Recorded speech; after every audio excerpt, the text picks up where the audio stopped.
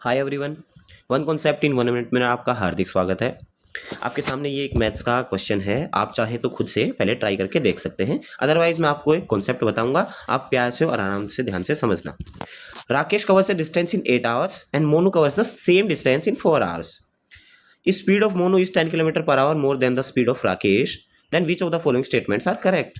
पहली स्टेटमेंट है speed of Monu is 30 kilometre per hour और दूसरी है the distance covered by Rakesh is 80 kilometre. तो हमें समझ में आ गया कि दो लोग हैं, राकेश है और मोनू है। तो टाइम बताया गया है कि राकेश कोई भी डिस्टेंस कवर करने में 8 घंटे लेता है, मोनू 4 घंटे लेता है।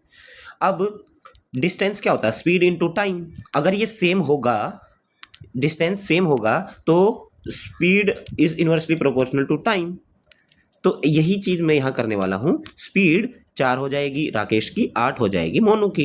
अब मैं इसको रेशो है, ये तो देखो एग्जैक्ट टाइम है, इसको हम काट नहीं सकते ये, लेकिन रेशो है, इसको हम काट सकते हैं 1 से 2।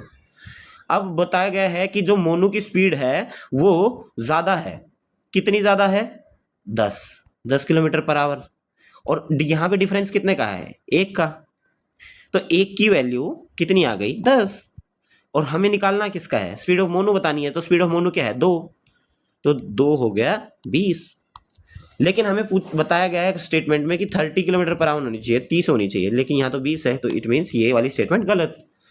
अब दूसरी स्टेटमेंट में हमें पूछा गया कि डिस्टेंस कवर्ड बाय राकेश। अब जो डिस्टेंस है राकेश का और मोनू का, दोनों का सेम डिस्टेंस है। हम चाहे मोनू का निकाल ले चाहे राकेश का निकाल लो, आपकी मर्जी है। हम मोनू से निकाल लेते हैं।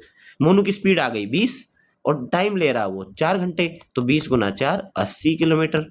अब 80 किलोमीटर मोनू ने कवर किया तो राकेश ने भी 80 किया होगा। तो दूसरी स्टेटमेंट आपकी बिल्कुल ठीक है, इसलिए आंसर ओनली 2 है।